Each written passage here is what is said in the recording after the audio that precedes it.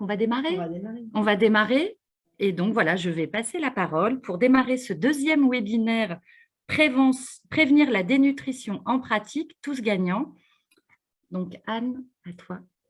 Bonjour à tous. Donc, moi, je suis Anne Richard, je suis médecin gériatre au Change. Et puis, vous m'aviez déjà vu sur le premier webinaire sur la nutrition de la personne âgée. Je coupe le son. On avait effectivement dit que voilà, l'idée c'était de pouvoir faire un deuxième sur rentrer un peu plus dans le vif du sujet et donc vous parler de la dénutrition. Donc on va commencer. Hop là, ça marche pas. Non, j'arrive pas. J'arrive pas. Mais non, ça marchait tout à l'heure. Enfin. Voilà. Donc du coup, pour commencer sur cette petite première slide, dans l'esprit des gens, la dénutrition, c'est plutôt le petit garçon là qui a africain, qui est dénutri puisqu'il n'a pas accès à l'alimentation, il n'a pas accès. Ça, c'est dans l'opinion publique. Je pense que dans l'esprit des gens, c'est la dénutrition, c'est pas, ça peut pas trop arriver chez nous. C'est pas très possible. On se rend compte souvent quand on explique aux gens qui sont dénutris, ils sont souvent un petit peu surpris au départ. Et c'est vrai que nous, ce qu'on constate au quotidien, c'est plutôt ce petit couple qui marche tranquillement avec leur canne. On en reparlera un petit peu, mais on voit bien quand on regarde de près, le monsieur, en tout cas, la dame, on voit moins bien parce qu'il y a la jupe, mais en tout cas, le monsieur, il a l'air de ne pas avoir trop de muscles au niveau des jambes et ils se tiennent là comme ça et on se dit ce petit couple-là, il doit être dénutri. En tout cas, moi, je suis sûre qu'ils sont dénutris. Alors, ce n'est pas pour vous embêter avec des formules savantes, c'est pour vous montrer que la dénutrition, en fait, c'est quelque chose d'assez global et que ça atteint, en fait, l'ensemble de notre corps et jusqu'à dans sa fonctionnalité. On va en reparler après, mais c'est pour vous montrer que c'est assez global. Ce n'est pas du tout pour que vous reteniez absolument pas ces définitions, mais c'est pour vous montrer que ce n'est pas si simple. Mais c'est surtout ça qui est le plus important finalement dans la dénutrition, et c'est la seule définition qui me paraît la plus importante, c'est en fait clairement cette balance quand on a des apports qui sont, alors là c'est dans l'autre sens on va dire, mais c'est effectivement quand on a des apports qui sont inférieurs à ceux de nos besoins, forcément on n'a pas toutes les, tout ce qu'il faut comme nutriments, comme oligo-éléments pour que notre corps fonctionne. Parce que ça, c'est le plus important. C'est-à-dire que vous avez vu sur les définitions d'avant, c'est vraiment un ensemble qui fait que ça va fonctionner. Il faut de tout. Il faut de tout pour que notre corps fonctionne. Si on n'a pas assez par rapport à nos besoins, ça ne peut pas fonctionner. Ça, c'est une évidence. C'est impossible que ça fonctionne. C'est quand même une grande proportion de personnes qui sont dénutries. On est entre 4 à 10% de personnes à domicile qui ont plus de 70 ans qui sont dénutries. On est à peu près sur les mêmes proportions que sur l'ensemble de l'Europe. On considère qu'en Europe, donc même s'il y a des pays un peu plus pauvres en Europe, il y a quand même, on considère qu'il y a 5 à 10% de personnes dénutries, quand même, sur des pays quand même occidentaux, qui ont quand même malgré tout de l'argent, même si on sait que ça peut être un problème, quand même malgré tout de l'argent, quand même 5 à 10% de personnes dénutries, tout âge confondu, c'est quand même énorme. Et on se rend compte en France qu'on est sur 4 à 10%. Difficile de faire des chiffres plus précis parce que ce n'est pas toujours bien diagnostiqué, pas toujours bien… voilà. Et puis, on se rend compte que à l'hôpital, forcément, alors ils viennent parce qu'ils sont malades, mais on est à peu près à un taux d'hospitalisation qui viennent pour des conséquences, qu'on verra juste après, de la dénutrition, 40%. Vous vous rendez compte? 40% d'hospitalisation qui viennent parce qu'il y a des conséquences de la dénutrition. Moi, je trouve que c'est un chiffre monstrueux, ça me paraît vraiment hallucinant. Et on se dit que c'est là qu'on se dit quand même que la dénutrition, c'est quelque chose d'important. Et à contrario, quand on regarde un peu les dénutritions, eh ben, on est à peu près sur 1 sur 2 une personne qui est dénutrie. Dans les institutions, c'est compliqué aussi parce que voilà, il y a peu d'études, les chiffres sont pas très précis, mais on considère à peu près pareil qu'il y a à peu près, sur les chiffres les plus récents, on est à peu près autour d'une 40-50% de résidents en EHPAD dénutris. Donc, c'est quand même, c'est pas négligeable. On prend toute la dénutrition, on en reparlera après sur les critères, mais toute dénutrition confondue. Ça, c'était pour vous montrer qu'effectivement, c'est important toujours. On est vraiment dans cette… voilà. Quand on avait fait le premier webinaire, on vous avait expliqué pourquoi manger, c'était hyper important. Manger, c'était la vie. Manger, c'était bien de manger pour bien vieillir. Et là, c'est pour vous montrer que de ne pas manger, c'est catastrophique. Sans être forcément dénutri, là, c'était pour vous montrer que très rapidement, très rapidement, quand on est au bout d'une seule journée de jeûne, alors quand je vous parle de jeûne, c'est vraiment on ne mange pas du tout, on va commencer à puiser dans nos muscles.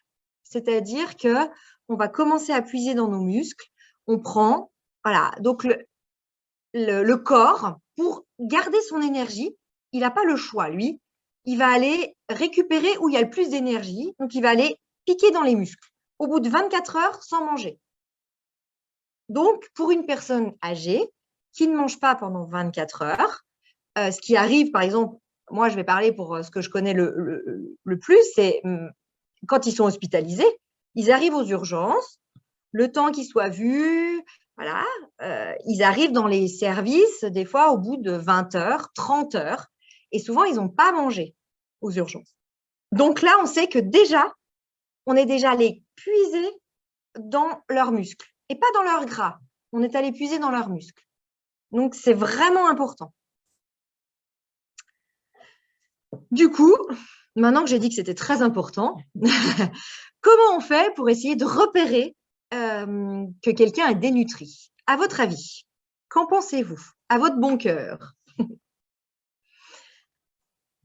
On attend vos réponses.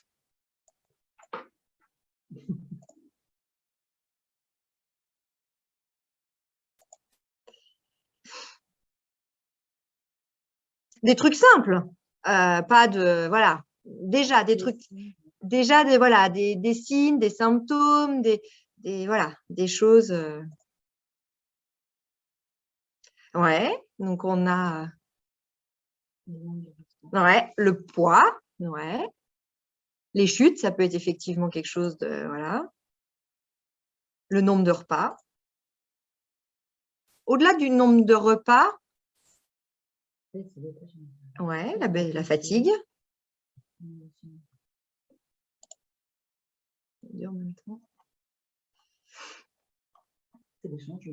Ouais, trouble du langage. Quantité des apports, tout à fait. Ouais, c'est pas mal.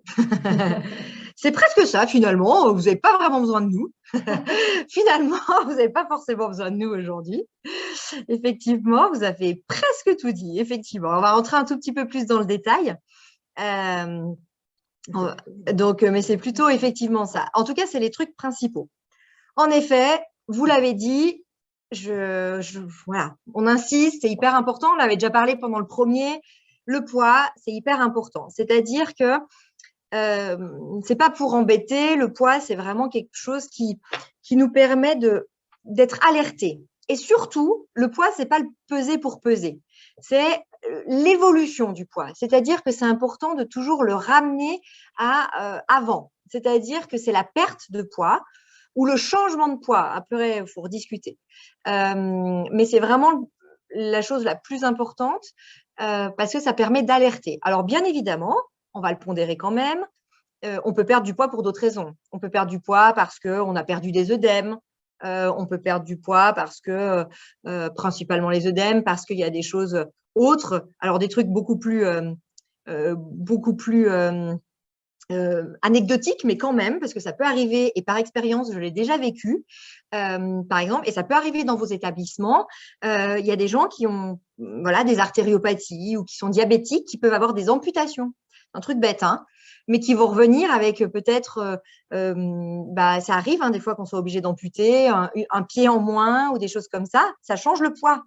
C'est un peu con, c'est un peu con à dire, mais il n'empêche que c'est quand même quelque chose qu'il faut pas négliger parce qu'on se dit bah tiens il a perdu du poids, mais voilà. Donc c'est vraiment important. Enfin voilà, c'est bête, mais c'est non négligeable.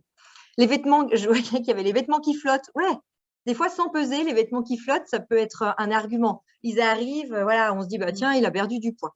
Donc c'est très important. Vous l'avez bien dit également, la baisse des apports. Je vous disais tout à l'heure, clairement, on n'a pas nos apports par rapport à nos besoins, ça ne va pas. Donc ça, c'est vraiment les 2 points essentiels.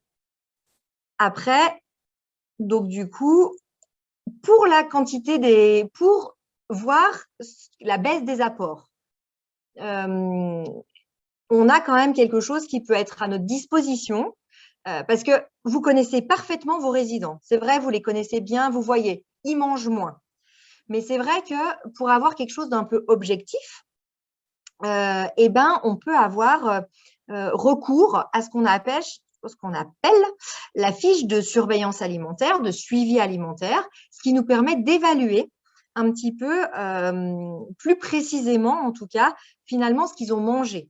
Ce qui permet d'avoir quelque chose d'un peu objectif sur la quantité, finalement, exactement, et de voir si vraiment les apports sont insuffisants par rapport aux besoins. Là, on vous a mis une fiche alimentaire qui est un exemple de ce qui peut être fait, où on met des croix en fonction de ce que les gens ont mangé, et ça permet de voir s'ils ont bien mangé ou pas. Parce que le subjectif, il est important, il est bien, mais c'est vrai que d'avoir quelque chose d'un peu plus objectif, c'est pas mal non plus. Donc, vous avez typiquement un exemple de fiche qui peut être fait. Ça permet, quand on voit qu'il y a quelque chose qui va moins bien, que il a perdu un peu de poids, que vous avez l'impression qu'il mange moins bien, ça vaut peut-être le coup de discuter, de pouvoir mettre cette fiche en place, une fiche de ce type-là, peu importe laquelle, celle qui vous sera le plus facile aussi à mettre en place dans vos établissements, parce que ça demande quand même un petit peu de temps aussi et d'investissement. Donc, discuter comment ça peut être possible pour avoir un avis un petit peu plus objectif. Et puis après, pour savoir exactement ce qu'on va pouvoir compenser, mais Anne en reparlera après. Alors, vous avez déjà un petit peu abordé le sujet tout à l'heure, là, quand on vous demandait le dépistage. Il y avait effectivement les choses assez concrètes et puis effectivement les situations à risque. Alors, il y en a quelques-unes qui sont sorties, mais pas toutes. Pour vous, quelles sont les situations à risque de dénutrition? C'est-à-dire, pourquoi, alors on en avait déjà parlé un petit peu la fois dernière, mais pourquoi on peut avoir des difficultés à manger et du coup être dénutri?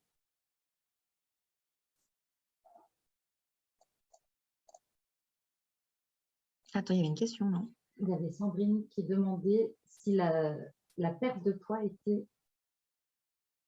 le premier signe. Alors, est-ce que la perte de poids chez l'âgé qui se dénutrit, est-ce le premier signe d'alerte? Maladie chronique, le cancer? Alors, bien sûr que non. Sur le poids, bien évidemment, il y a d'autres causes. Je disais, voilà, la perte des œdèmes.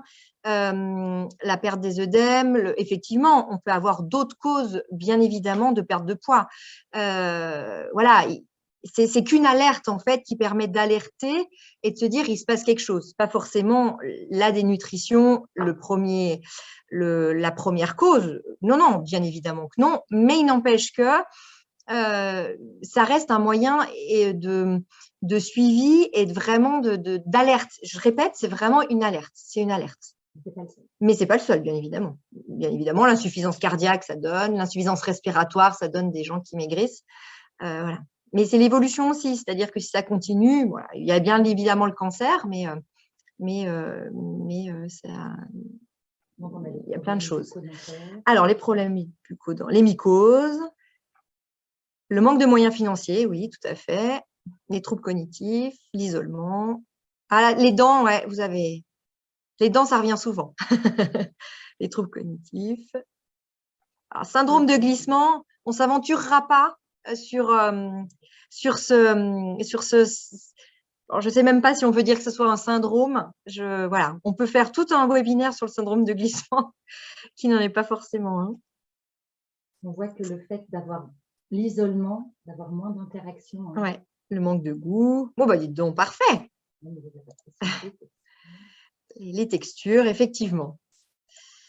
Alors, pour être effectivement, les troubles bucco-dentaires, oui, tout trouble bucco-dentaire, c'est-à-dire que ça, la mycose, wow. On imagine bien que quand on a une langue comme ça, des dents comme ça doit faire mal. C'est moins facile de manger. Donc, effectivement, les dents, c'est hyper important. On commence à manger par la bouche. On avale, on commence par là. Et la digestion, d'ailleurs, commence dans la bouche. Hein, donc, c'est hyper important qu'on ait une bouche saine. Donc, effectivement, quand on a ce type de bouche, là, ce n'était pas pour vous dégoûter que je fais ça en postprandial, hein, ce n'était pas l'objectif. Mais effectivement, on imagine bien qu'avec des bouches comme ça, alors elles ne sont pas toutes comme ça, là, c'est l'extrême, mais on imagine bien que du coup, ça soit pas très facile. Les prothèses dentaires, quand là, c'est des vraies dents. Les prothèses dentaires, il faut enlever les prothèses dentaires, les retirer, les nettoyer. Vraiment. Quand il y a, des fois, on retrouve des trésors entre la prothèse et la gencive. Voilà, quand il y a des choses qui se mettent, parce que ça arrive forcément, si ça fait mal au bout d'un moment. Voilà, il faut regarder les gencives également, c'est hyper important. Toutes les maladies aiguës, effectivement, quand on est malade, on est moins bien, du coup, on a moins faim, comme nous, au même titre que nous. Mais c'est vrai que voilà, on arrive moins bien à manger. Et c'est là que c'est le plus catastrophique finalement, puisque je vous disais tout à l'heure que dans les 24 premières heures, quand on ne mange pas, on puise dans ses muscles. Donc, du coup, si on ne mange pas parce qu'on est malade, ben, c'est vrai que c'est compliqué. Donc, c'est un peu le cercle vicieux, mais c'est vrai que c'est une situation qui est complexe. Mais effectivement, quand on est malade, on a moins faim. Voilà. Les troubles de la déglutition, vous l'avez tout à fait bien dit. Forcément, on a des troubles de déglutition, on va restreindre ses apports parce que c'est plus difficile d'avaler. Plus on restreint ses apports, moins on a d'apports, plus on ne couvre pas ses besoins, plus on est dénutri. Et c'est un peu la spirale. Donc, voilà. Alors, les traitements, je n'ai pas vu ça passer, je n'ai pas fait attention. Ouais, quand on a 10 médicaments à prendre, alors, je m'auto-flagelle là, toute seule, hein, c'est-à-dire que je suis la première voilà, je suis le docteur, c'est moi qui prescris les médicaments. Donc, effectivement, mais on le sait, quand on a 10 médicaments à prendre le matin ou le midi et que derrière, il faut manger et prendre son repas complet, c'est hyper compliqué. Mais on le sait. Le paradoxe du gériatre, c'est toujours d'essayer d'en enlever plein. Et puis finalement, on en remet toujours autant. Mais on essaye en tout cas. Notre job aussi, c'est d'essayer d'essayer de diminuer le nombre de médicaments. Effectivement, c'est sûr que voilà, c'est pas simple. Et puis, on en reparlera, l'hydratation, c'est hyper important. Mais déjà, quand on a bu, alors, ça permet de boire, vous allez me dire, mais c'est vrai que quand on prend les médicaments et on prend 1 ou 2 verres pour pouvoir boire les médicaments, c'est vrai que quand on a rempli son estomac sur le premier bio-linéaire, je vous rappelais que l'estomac, chez une personne âgée, il n'est pas aussi extensible que le nôtre. Hein. Il est un peu plus rétréci, on digère moins bien. Donc, quand on a rempli son estomac avec 2 ou 3 verres d'eau déjà, du coup, il n'y a plus grande place pour des aliments. Donc, c'est un peu compliqué. Les régimes restrictifs, donc pas de sucre, pas de sel, pas de gras. Je vous rappelle que les goûts, ils changent. Effectivement, vous disiez là qu'il y avait le manque de goût. Oui, il y a le manque de goût qui fait que, et en plus, le manque de goût aggravé par les régimes restrictifs. C'est-à-dire que pour que ça ait du goût, il faut, comme nos âgés, ils ont moins de goût, il faut que les goûts soient un peu relevés. Et pour que ça soit relevé, il faut rajouter du sel, il faut rajouter des épices, peut-être, il faut rajouter des choses.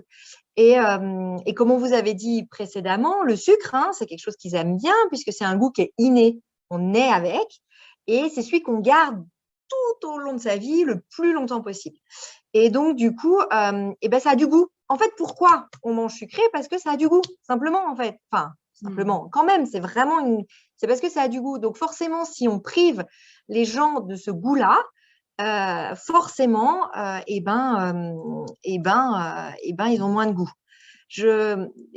Pas de régime, en fait. C'est-à-dire que je peux pas développer là parce qu'on va pas avoir le temps complètement, mais c'est-à-dire que hormis vraiment des choses sur le diabète, des diabètes très, très déséquilibrés, des choses vraiment ingérables, il faut pas enlever le sucre complètement, réduire encore, et en quoique.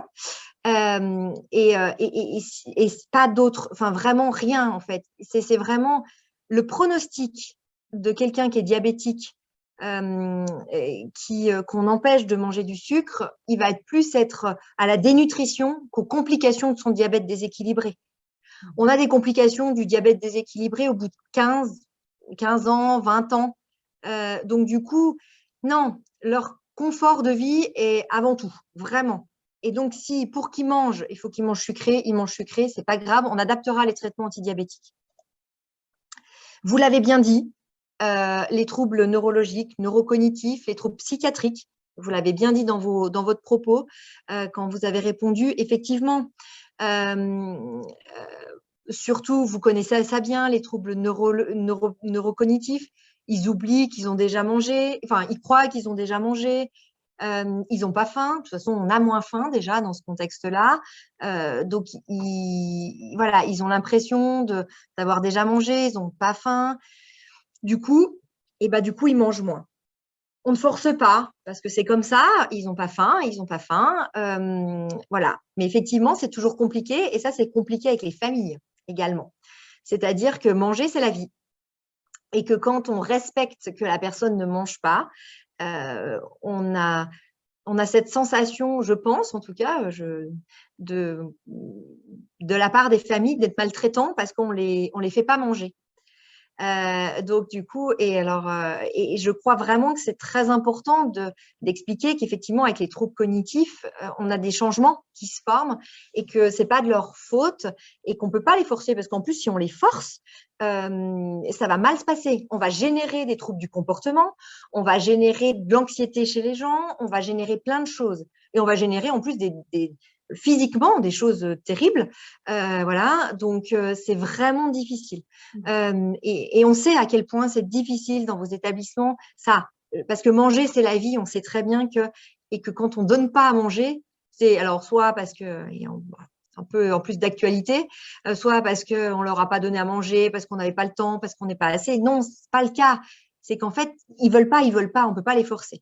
Dans ces cas-là, par contre, comme les gens, il faut essayer de pouvoir donner à manger un petit peu pour ces personnes-là, un petit peu comme on peut, avec des choses au moment où ils ont envie, quoi. C'est-à-dire que le moment du repas, c'est peut-être pas le moment où ils ont envie, mais du coup, il faut essayer de leur donner à d'autres moments de la journée pour quand même qu'ils aient quelques apports. Parce que souvent, ces gens-là, ils déambulent beaucoup et ils ont des besoins qui sont au-delà du besoin, entre guillemets, normal. Ouais. Voilà, le calvaire de manger, des fois. Des fois, c'est le calvaire de manger. N'aggravons pas ce calvaire, en tout cas. Ouais. Alors, effectivement, on parlait qu'il fallait évaluer le poids. Je maintiens, il faut évaluer le poids. Et l'IMC, parce qu'on va se rendre compte que l'IMC rentre aussi dans les critères de dénutrition, on verra juste après. L'IMC, je vous rappelle, c'est l'indice de masse corporelle. C'est le poids qui est divisé par la taille au carré, la taille en mètres. Pour évaluer le poids, vous avez à dispo dans vos établissements des pèse-personnes, tout simple, comme vous avez la photo là, des chaises balances, et puis vous avez, pour certains qui sont plus dépendants, des lève-malades qui peuvent peser. Donc, vous avez quand même un panel de plusieurs possibilités qui peuvent s'adapter à vos différents résidents. L'essentiel est quand même, quand on peut, le maximum, c'est de pouvoir utiliser le pèse-personne qui est le plus adapté. Et puis, la taille, vous pouvez faire effectivement la toise, si vous avez des toises. Vous avez une possibilité de mesurer la taille du talon au genou et vous avez des abacs vous calculez cette taille-là. Et puis, il y a des abacs qu'on vous mettra du coup peut-être également pour ramener, pour avoir une taille. C'est une estimation de la taille. Parce que voilà, c'est fait avec plein de patients différents et voilà, c'est une estimation de la taille, mais ça donne une idée. Et puis, moi, je pense surtout qu'il faut utiliser la taille de la carte d'identité, finalement, parce que même si on se tasse, en fait, notre masse corporelle, enfin, notre volume, entre guillemets, alors on a perdu du poids, mais notre volume, il ne change pas tant que ça, même quand on s'est un peu tassé. Alors, le problème de la carte d'identité, c'est que les gens, c'est déclaratif. Donc, il y a des gens qui font peut-être 1,65 m, qui ont mis qu'ils faisaient 1,75 m, j'en sais rien. Mais en tout cas, c'est déclaratif. Mais ça vous donne une idée. En fait, l'idée, c'est pas d'être… on n'est pas au centimètre près non plus, hein, faut pas abuser. Sur l'IMC, ça change pas tant que ça. Mais c'est pour quand même d'avoir une idée, puisque c'est quand même important d'avoir cet IMC parce que ça va nous permettre quand même de rentrer dans les critères de dénutrition, donc qui sont très importants. Ces critères de dénutrition, ils ont été réévalués récemment, donc très récemment, hein, c'est de novembre 2021. Donc, on est vraiment très récent. Et ils sont plutôt plus adaptés à notre situation actuellement. Et ce qui rentre en première ligne, ça reste la perte de poids. C'est pour ça que j'insistais et que je l'avais mis en rouge au début, même si effectivement, ce n'est pas que le seul critère, mais quand même. Donc, on a ce tableau-là que vous aurez, mais où la perte de poids rentre en compte. Il y a l'IMC et la sarcopénie. La sarcopénie, on vous en avait parlé lors du précédent webinaire. Donc, c'est vraiment, je répète, c'est la baisse de la masse et de la force musculaire. Donc, quand il y a les deux associés, ça donne cette sarcopénie. C'est vraiment la fonte musculaire avec une force musculaire qui est altérée. Et en fait, il faut un critère des deux premières cases, là. Un seul critère suffit, mais des deux. Il faut qu'il y en ait un des deux. Et enfin, en novembre 2021, les apports rentrent en compte dans la dénutrition. Nous attendions ça depuis des années. Enfin, la réduction de la prise alimentaire et des apports rentre. Et ça, vraiment, c'est quelque chose, vous l'aviez tout à fait bien dit, vous, le poids et les apports en moins. On perd du poids, on mange moins, on est dénutri. Donc ça, c'est vraiment. Les autres, vous verrez, voilà, l'absorption réduite, les situations d'agression, oui, mais je dirais que ce n'est pas le plus important. Une fois qu'on est rentré là-dedans, si on n'a pas de critères, on n'est pas dénutri, on oublie. Donc, effectivement, c'est qu'il y a d'autres choses qui expliquent. Voilà. Et puis après, on rentre sur la dénutrition. On est dans un état de dénutrition. Ce qui a un petit peu changé, c'est que l'IMC a changé. C'est-à-dire qu'avant, on était sur des IMC à 21. En dessous de 21, on commençait à dire qu'on était dénutri. Aujourd'hui, ils ont revu les critères. On est à 22. Vous regarderez dans vos établissements, il y a beaucoup de gens, beaucoup de vos résidents, je suis sûre, qui ont un IMC inférieur à 22. J'en suis persuadée. Et on rentre dans de la dénutrition sévère si on a un IMC inférieur à 20. La perte de poids, elle rentre toujours. Et puis, il y a le dosage de cette fameuse albumine, qui est un critère chiffré, qui est un critère, mais qui n'est pas le meilleur critère de la Terre, faut bien se dire. Mais quand on a quelqu'un qui a perdu du poids, qui a un IMC qui est bas, forcément, et qui a une albumine qui a baissé, par exemple, et qui mange moins, l'ensemble de ces critères-là vont nous faire dire qu'il y a une dénutrition. C'est-à-dire que la dénutrition, pour faire un diagnostic de dénutrition, un seul élément ne suffit pas. Vous voyez bien dans le tableau, ils l'ont refait et je pense que ça, c'est plutôt bien. Parce qu'avant, on avait plutôt… Ce n'était pas le cas avant. On disait qu'un seul critère suffisait pour dire qu'on était dénutri. Aujourd'hui, ce n'est plus le cas parce que c'est la réalité du terrain. C'est-à-dire que c'est un ensemble de critères qui font. L'albumine, on ne va pas débattre dessus. C'est un critère, il est intéressant quand même parce qu'il apparaît dans les critères déjà de diagnostic et puis il nous donne une indication supplémentaire. À lui seul ne suffit pas parce qu'il varie en fonction si on a une infection, si on a des œdèmes, si on a plein de choses. Ce n'est pas un très bon critère, mais associé aux autres, il devient un critère intéressant. Et ça, j'y tiens vraiment particulièrement. C'est important de comprendre que la dénutrition… Je me manie. Faut que je me dépêche. Donc, du coup, il faut vraiment que la dénutrition, ça soit un ensemble de critères. L'importance, je répète, c'est vraiment ces apports. Et les changements, et ça, c'est vraiment, c'est un vrai plus par rapport aux anciens critères. Parce que sinon, c'est la catastrophe. C'est la spirale de la dénutrition, clairement. Donc ça, c'est le docteur Ferry qui s'est vraiment spécialisé dans la nutrition de la personne âgée, qui a décrit cette spirale. Ce qui est intéressant de voir dans cette spirale, c'est qu'il y a un moment, on peut être réversible.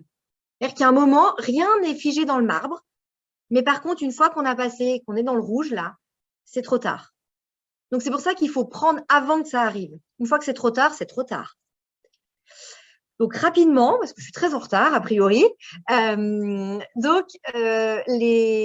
conséquences. Je ne suis pas exhaustive sur les conséquences, mais les principales. La force musculaire, on avait redit, et Anne va en reparler, les protéines, c'est important, et ce sont importantes parce qu'effectivement, le muscle se fait de protéines, et que nous, ce qui nous inquiète quand même au plus haut point, finalement, en gériatrie, et moi qui m'occupe de personnes âgées, c'est qu'ils tombent. On sait que la chute, c'est quand même et la fracture du col du fémur, ça reste une pathologie la plus grave aujourd'hui, quand même, parce que les conséquences sont mortelles. Donc, on ne veut pas qu'ils tombent. Et pour pas qu'ils tombent, il faut qu'ils aient des bons os et des bons muscles. Et pour ça, on n'a pas le choix. Il faut manger.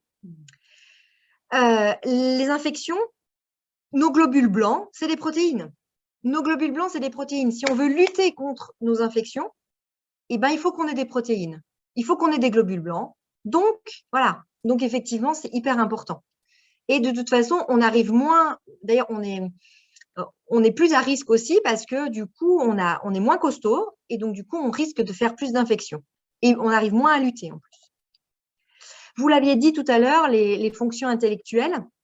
Effectivement, quand on manque de certaines vitamines, quand on manque de sucre, puisque je vous rappelle que le principal carburant et le seul presque carburant du cerveau, c'est le sucre.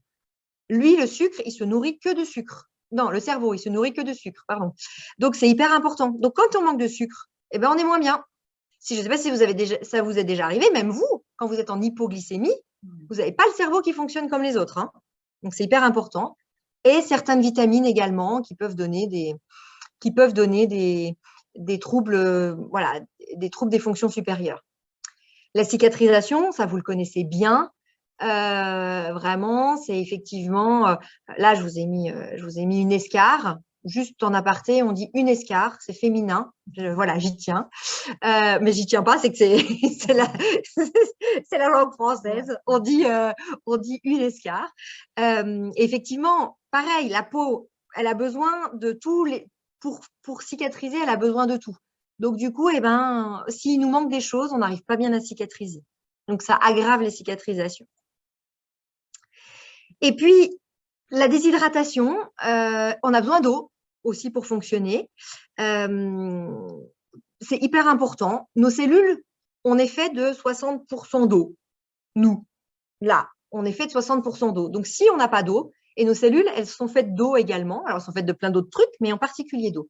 Donc, si on n'amène pas l'eau, c'est hyper important parce que ça donne plein de choses, la déshydratation. Ils peuvent être plus confus, ils peuvent tomber, ils peuvent être constipés. Et puis, on n'arrive pas bien à voir comment… C'est difficile de faire un diagnostic de déshydratation. C'est très compliqué.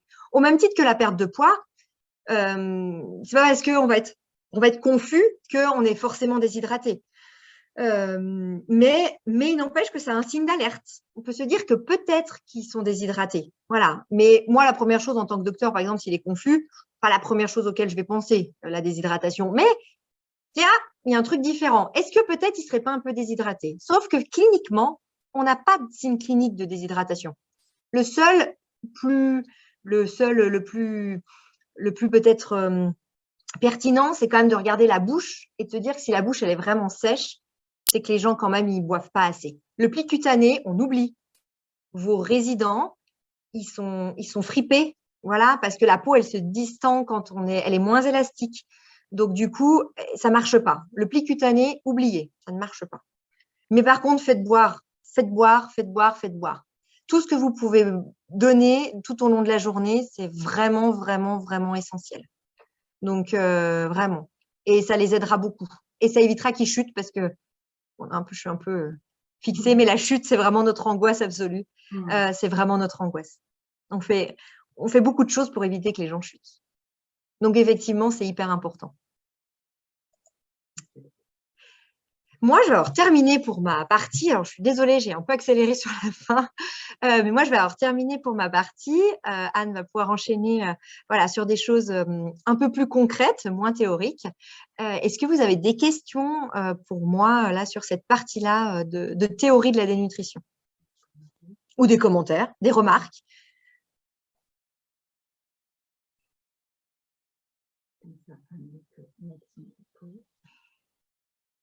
Ah, alors, il y a un truc. Non, c'était parfaitement clair. Merci Sandrine. Bon, bah écoute Anne. Obésité et dénutrition. Obésité et dénutrition. Ah bah alors, eh ben, on peut. Alors, on l'avait déjà un peu abordé lors du précédent webinaire. Bien évidemment, on peut être dénutri et obèse. C'est même une catastrophe. C'est-à-dire que du coup, ils ont beau, en fait, on est vraiment ils ont voilà, il y a de la masse grasse quand on est en surpoids, on est obèse, on a de la masse grasse, et souvent ces personnes dénutries, ils ont plus de muscles. Et le problème, c'est que effectivement, quand même, pour remonter la pente, il faut manger, bouger, malgré tout, il faut manger et puis quand même se mobiliser. Sauf que quand on a un surpoids, on n'arrive pas à se mobiliser, donc c'est un peu la spirale. Mais attention, bien évidemment, c'est une vraie catastrophe. Et il ne faut pas se dire que sous prétexte qu'il est obèse, il n'est pas dénutri.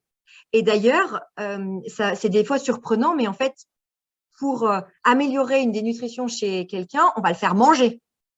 Donc, ça stresse tout le monde en disant il va grossir. Eh bien non, parce qu'il va juste compenser ses besoins. Et on est sur des besoins qui sont énormes. Quelqu'un qui est en surpoids, il a des gros besoins. Donc, en fait, on arrive même, en refaisant manger les gens, à les faire maigrir même. C'est un peu le paradoxe, mais on y arrive. Le problème, c'est que voilà, il ne faut pas donner trop de calories, il faut juger, donc il faut donner des protéines, mais pas trop de protéines non plus. C'est très compliqué. Mais alors, clairement, quelqu'un d'obèse qui a du mal à se mouvoir, clairement, il est très probablement dénutri parce qu'il n'a plus de muscles. Donc, c'est vraiment très compliqué. Est-ce que c'est bon, Anne? Tu as mis ton diaporama? Oui, c'est elle qui a pris la main. Eh bien, parfait. Donc, oui, c'est tout bon. C'est à toi. Merci beaucoup. Donc, bonjour à tous. Donc, je m'appelle Anne aussi. On t'entend pas. On m'entend pas? Ah. Est-ce que vous m'entendez là? Toujours pas.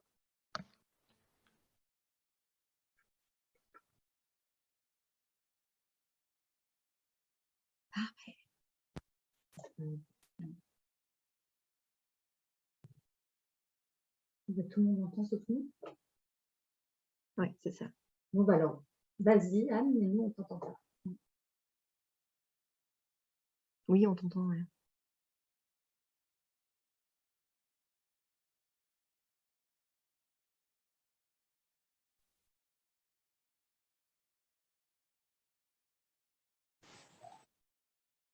Est-ce que vous m'entendez là comme ça? Super, excusez-moi, le son est de moins bonne qualité que prévu. Donc, bonjour à tous, donc, je m'appelle Anne aussi, mais Anne-Claude. Voilà, je suis diététicienne, j'exerce en libéral à Annecy. Ça fait plusieurs années que je collabore aux ateliers équilibre et où j'interviens auprès des seniors justement dans le but de prévenir les chutes en expliquant quels sont les facteurs nutritionnels qui peuvent aider à prévenir. Donc, ce sont des interventions pour lesquelles on va beaucoup parler des protéines. Et justement, pour entrer tout de suite dans la pratique, je vous invite à partager dans le fil de discussion quels sont les aliments selon vous qui sont sources de protéines. Donc, on va voir un petit peu les connaissances, les croyances, puis on va pouvoir en discuter ensemble. On vous lit. Voilà, donc il y a plusieurs idées, les œufs, les lentilles, voilà, toute la famille des légumineuses, les laitages, la viande, le poisson, le fromage, voilà, tout ce qui tombe sur poisson. Super. Donc, on a déjà effectivement les principaux représentants. Les pâtes de lentilles corail, c'est très précis. Alors, on va voir ensemble un petit peu les grandes familles. Donc, effectivement, en VPO, viande, poisson, œufs, c'est un petit peu les champions en termes d'apport protéiné, considérez qu'il y a à peu près 20% de protéines dans les viandes, les poissons et les œufs, globalement, sans entrer dans le détail. Donc, dans la famille des viandes, on va avoir autant de protéines dans les viandes rouges que dans les viandes blanches, et on va avoir aussi des apports très intéressants dans les abats, voilà, sachant que nos seniors, en plus, en général, ils aiment bien tout ce qui est foie, etc., des plats un petit peu traditionnels, donc c'est très bien parce qu'on peut passer plein de protéines par la même occasion. Et puis, tout ce qui est charcuterie aussi, c'est une source vraiment intéressante de protéines. Alors, on pense d'abord que les charcuteries, c'est source de gras, mais c'est fait aussi à base de viande. Et quand on a une bonne terrine faite à partir de foie de volaille ou autre chose, bah, on a plein de protéines dedans et c'est une source d'apport non négligeable, vraiment intéressante. Dans la famille des poissons, voilà, vous citiez le thon, donc effectivement, il y a les gros poissons qui sont source de protéines, le thon, l'espadon, le lieu, etc., le saumon, mais aussi les petits poissons qui sont tout aussi source de protéines, comme les sardines, les harengs, les maquereaux. Et puis, on a tout ce qui est mollusques, crustacés, et quand on se fait une bonne poêlée de crevettes, de gambas, quand on mange les huîtres ou Saint-Jacques à Noël, eh ben, on apporte des protéines, donc la diététicienne, en plus de se régaler, elle est contente. Voilà. Les œufs apportent des protéines.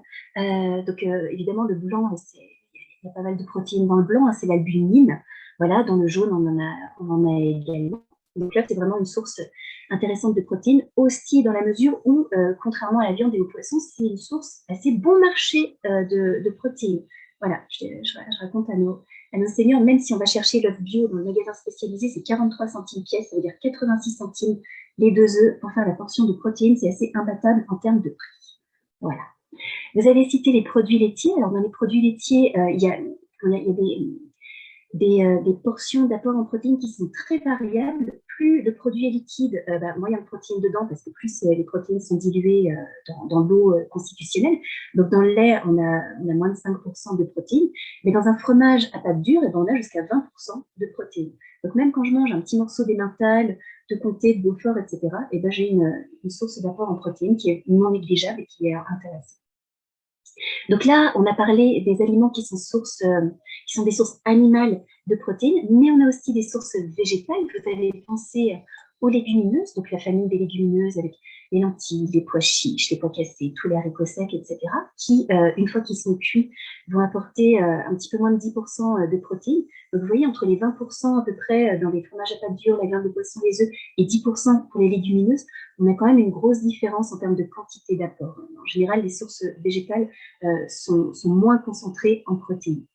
Les céréales, donc dans la famille des céréales, nous en France, on consomme beaucoup de blé, mais aussi le riz, le quinoa, l'orge, l'avoine, le maïs, etc.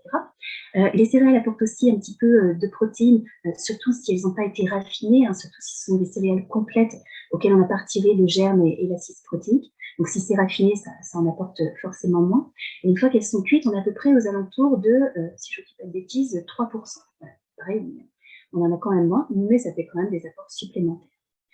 On a tout ce qui est graines oléagineuses, je ne les ai pas vues citer, donc graines oléagineuses, que ce soit les grosses graines, les noix, les noisettes, les amandes, les noix de cajou, et puis les petites graines, le sésame, le pavot, les graines de tournesol, les graines de courge, qu'on voit de plus en plus fréquemment dans notre alimentation, qui apportent à peu près, ça dépend des variétés, mais environ 15% de protéines. Donc pareil, un complément d'apport qui est vraiment intéressant. Et puis là, on a les bizarreries aussi, donc je garde les bizarreries pour la fin. On a des choses comme le tofu, qui est une préparation dérivée du soja, qui est une légumineuse assez riche en protéines, qui peut être un complément aux sources animales, ou qui peut remplacer, voilà, quand on a des régimes végétariens, mais ce n'est pas toujours adapté. Il faut faire attention au végétarisme parce qu'il y a des fois de grosses difficultés à couvrir les apports en protéines si la personne n'a pas un profil métabolique végétarien. On a aussi des bizarreries comme le seitan, qui lui est une sorte de steak fait de gluten de blé. Donc le gluten, c'est la protéine qu'on va trouver dans le blé. Et donc on isole cette protéine pour faire une espèce de steak, donc un steak quasi 100%, pas 100% protéines parce qu'il y a beaucoup d'eau dedans, mais qui apporte pas mal de protéines. Donc voilà pour les bizarreries, si on les apprécie, qui peuvent être des alternatives, des compléments intéressants. Pour manger protéiné en pratique, parce que c'est pas le tout de savoir dans quoi on va trouver des protéines, on a aussi des repères de consommation. Alors, en général, quand je partage des repères de consommation, je préviens toujours. Voilà. En général, les oh là là, il faut manger tout ça, ou alors on dit, oh, c'est bon, finalement, je croyais que c'était beaucoup, mais ça va bien. Donc, ce sont des repères, ça ne veut pas dire que c'est ce qu'il faut faire, mais les statistiques montrent que si on tend vers ça, normalement, on a plus de garanties de couvrir nos besoins. Donc, pour ce qui est de la famille des VPO, viande, poisson, œufs, on recommande 100 à 150 grammes par jour. En diététique, ça correspond à une portion et demie par jour. En pratique, ça représente par exemple un steak haché qui fait 100 grammes ou un pavé de saumon qui fait 100 grammes, plus une belle tranche de jambon ou un gros œuf le soir, au dîner, par exemple. On recommande aussi 2 à 3 laitages. Alors, laitage, là, on entend fromage blanc, yaourt, petit suisse, auquel on recommande aussi d'ajouter toujours dans la journée une portion de fromage. Sachant qu'une portion de fromage, c'est l'équivalent d'un 1/8 de camembert, ça fait 30 à 40 grammes. À ça, on ajoute aussi une poignée d'oléagineux, une poignée, donc 3 cuillères à soupe. Donc, qui font un complément protéique, en plus d'apporter aussi plein de bonnes graisses et de minéraux et de vitamines vraiment intéressants. Et puis, par rapport aux légumineuses, il est recommandé d'en consommer au moins 2 fois par semaine. Et vous allez voir en diététique, les légumineuses, souvent, on les considère plus comme un apport en féculents, donc elles peuvent constituer le féculent dans le menu qui est proposé. Alors, on va trouver parfois des difficultés à manger de la viande. Souvent, moi, j'entends les personnes me dire « j'ai plus envie de manger de la viande rouge, ça me tente plus, ça me dit plus rien ». Bon, si la personne elle continue à manger de la viande blanche et tout le reste, c'est nickel, ça fonctionne, les apports vont être couverts. Donc, il faut juste penser qu'il n'y a pas que la viande rouge et qu'effectivement, la viande blanche, il y a autant de protéines dedans et ça fonctionne. Et puis, on peut s'amuser aussi à présenter peut-être une entrecôte dans une assiette qui peut parfois être rebutante ou effrayante, mais présenter les aliments sources de protéines sous forme un petit peu plus, comment dire, que ça fait moins gros morceaux, j'ai l'impression que j'arriverai jamais au bout. Donc, on peut proposer par exemple des rillettes, et c'est très facile, par exemple, aussi pour faire une petite entrée protéinée vite fait, de mixer du thon avec du yaourt, ou de mixer, je sais pas, une escalope de volaille, pareil avec du yaourt qu'on va assaisonner. C'est une rillette qu'on peut tartiner, si on veut, sur du pain, ou manger à la cuillère, tout simplement. Ça va être très frais, très agréable. Il y a tout ce qui est terrine, mousse de volaille ou de poisson, qui sont en plus très pratiques à manger quand il y a des problèmes de maladie qui sont malheureusement assez courants. Dans les gratins de légumes, on peut planquer des protéines sous forme de fromage, sous forme d'œufs. Donc voilà, des enrichissements dont on reparlera encore tout à l'heure et qui permettent de mettre des protéines, surtout quand la personne a un petit appétit ou qu'elle ne veut pas avoir un morceau de viande ou d'autre chose dans son assiette. Tout ce qui est lasagne, après les potages enrichis, on y reviendra. Hachis parmentier, la brandade de morue, tout ça c'est très pratique aussi pour avoir des textures mixées notamment. Et puis on peut avoir des desserts très sympas où on va intégrer des produits protéinés, que ce soit le lait ou les œufs, notamment dans le gâteau de riz, le gâteau de semoule qui sont des grands classiques. Ou rien que la crème aux œufs, on a le lait, on peut rajouter de la crème dedans, des petits apports caloriques supplémentaires, les œufs qui vont faire les apports protéinés complémentaires qui vont bien. Voilà. Alors, petite parenthèse sur les besoins nutritionnels, parce que là, on parle des protéines.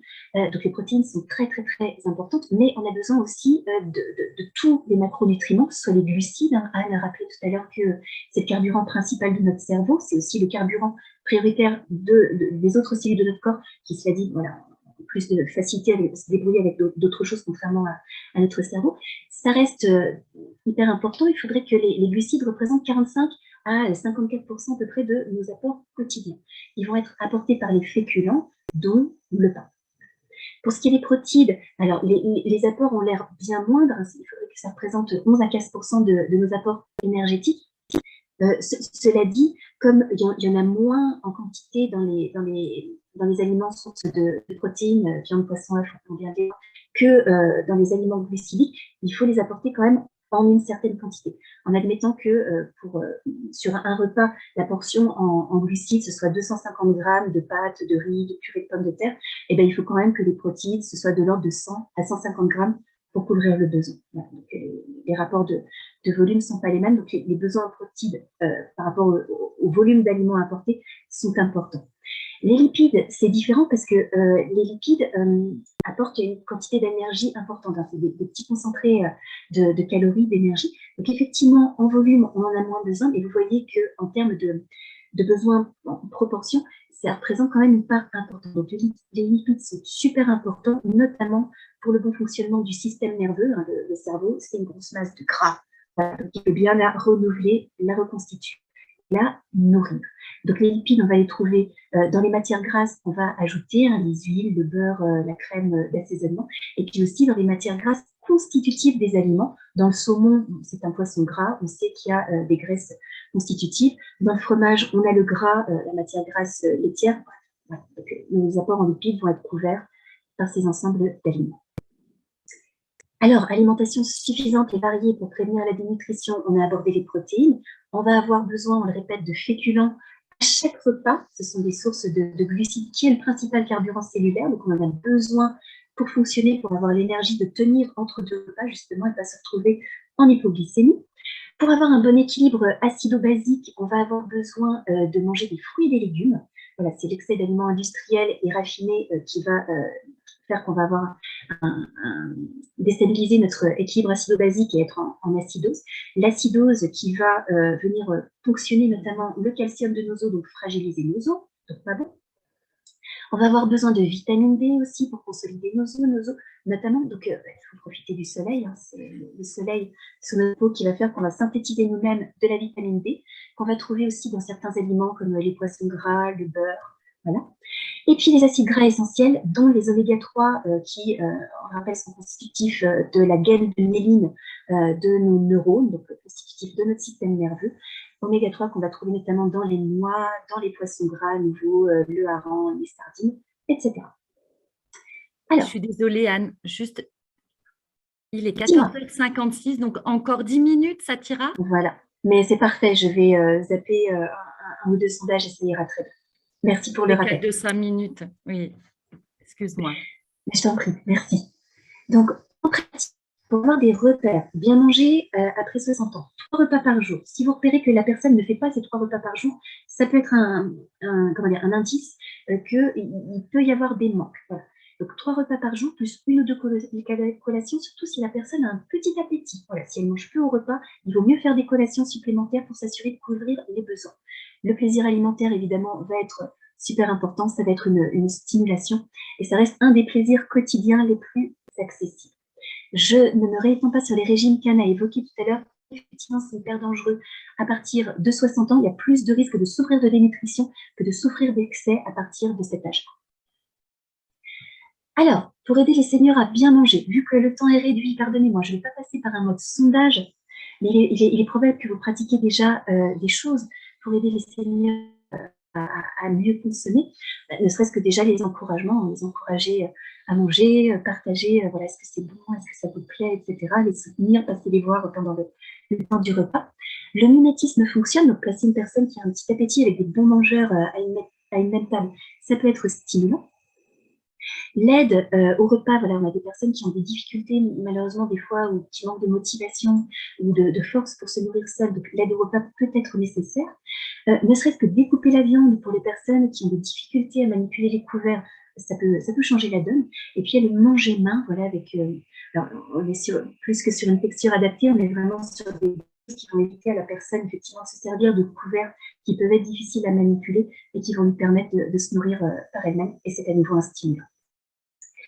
Alors, Anne vous parlait de l'hydratation tout à l'heure. Et oui, bien boire, c'est fondamental. Ça va éviter notamment des confusions, ça va éviter des chutes, ça va éviter beaucoup de déboires. Donc, boire régulièrement, c'est important. Pour couvrir les besoins d'1,5 litre d'eau par jour en moyenne, eh bien, il faudrait boire un verre toutes les heures, c'est-à-dire 8 verres par jour, donc un verre par heure.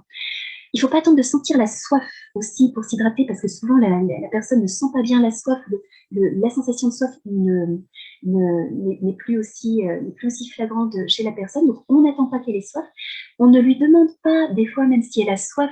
Moi, il m'est arrivé là, au cours d'atelier que j'animais auprès de personnes âgées, d'entendre qu'on demandait à la personne si elle avait soif, elle disait non, ça va. On lui pose le verre d'eau devant elle, la personne boit.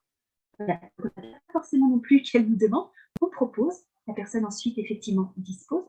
Et puis, c'est important, Anne le rappelait tout à l'heure, de penser à des boissons variées. J'ai vu aussi qu'on proposait un verre d'eau aux personnes âgées. Des fois, non, l'eau, c'est pas de l'amour. On leur propose un café, tout le monde est partant. Voilà. Donc, ouais, c'est ça. En plus, ça fait quelques calories supplémentaires. Bingo, parce qu'on va le sucrer, le café, évidemment. Voilà, donc il ne faut pas hésiter à donner des jus de fruits, etc. Je sais que les personnes qui ont peur à cause du diabète, on meurt plus vite de la déshydratation que du diabète. Voilà, donc il vaut mieux à la limite que la personne effectivement boive des poissons sucrés. Anne le disait tout à l'heure, on réadaptera le traitement, mais il faut que la personne s'hydrate, c'est une priorité. Alors, je vais passer ça parce qu'on n'a pas trop le temps et c'est pas très grave. Bon, juste un repère comme ça, voilà, pour expliquer aussi pourquoi c'est important après, notamment le calcul d'IMC, parce que aux diététiciennes qui travaillent, ça va leur permettre de faire des calculs d'apport calorique, d'adapter ensuite les apports, de bien vérifier où on en est. En moyenne, une personne adulte, elle a besoin de 1800 à 2000 kilocalories par jour. Et Anne le rappelait tout à l'heure, un IMC normal pour un senior, il est compris entre 22 et 30. C'est supérieur à celui d'un adulte de moins de 60 ans. On sait que pour l'adulte de moins de 60 ans, l'IMC normal, il est compris entre 18,5 et 25. Pour une personne âgée, l'IMC et donc un IMC qui serait normal pour une personne adulte, quand il est de 20 à 22 pour une personne âgée, on est déjà probablement dans une dénutrition modérée. Voilà.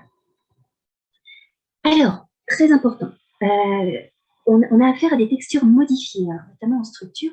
Voilà à peu près les apports caloriques d'un plateau de texture normale. Je vous remonte juste la diapo précédente. Par exemple, pour un déjeuner qui apporte proportionnellement 40% des apports énergétiques de la journée, on devrait se trouver entre 700 et 800 kilocalories. Là, on a un plateau texture normal qui apporte 820 kilocalories. Donc avec tout ce qu'il faut, une entrée qui en plus est protéinée, on est content, on est bien. Les protéines au repas, des féculents avec les pommes de terre, les petits légumes, le pain en complément, et puis le fruit en dessert, le produit laitier avec le petit carré frais. Là, vous avez le plateau texture normal. Regardez les apports caloriques. Donc là, on est à 820 kilocalories. Regardez les apports caloriques d'un plateau texture mixé. Sachant, je vous rappelle qu'on est censé être entre 700 et 800 kilocalories.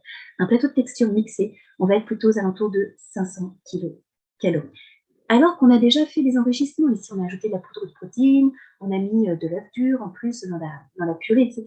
Une personne qui mange en texture mixée, elle mange moins proportionnellement.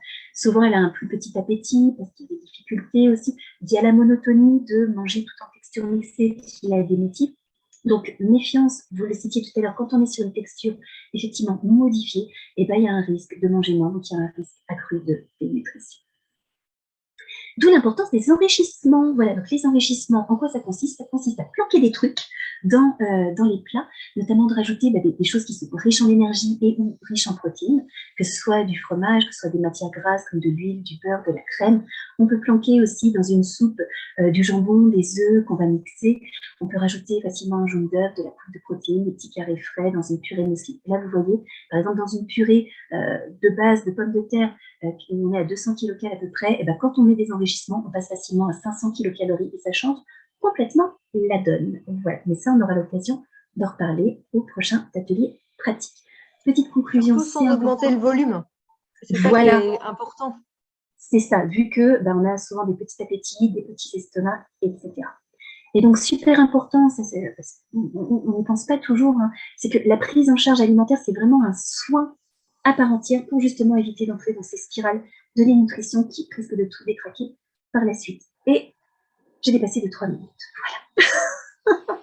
Voilà. Non. On dépassait, on a commencé à 14h05, donc on s'est octroyé 15h05. C'est vrai que merci beaucoup Anne et Anne, à toutes les deux. C'est vrai que c'est court, 1 heure, mais voilà, l'idée c'est au moins d'apporter des notions, quelques outils.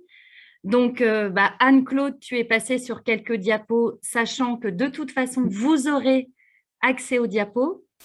Je vais vous envoyer également aux participants un questionnaire de satisfaction en ligne à remplir sur Google Forms. L'idée, c'est vraiment pour nous de savoir si ce webinaire était adapté, pertinent et et vous proposer aussi d'autres actions. Et de toute façon, le groupe nutrition vous proposera d'autres actions de formation sur différents formats. Donc, écoutez, merci encore Anne et merci à tous d'avoir participé et bonne journée. Belle journée à tous. Merci pour votre bonne participation. Journée. Au revoir.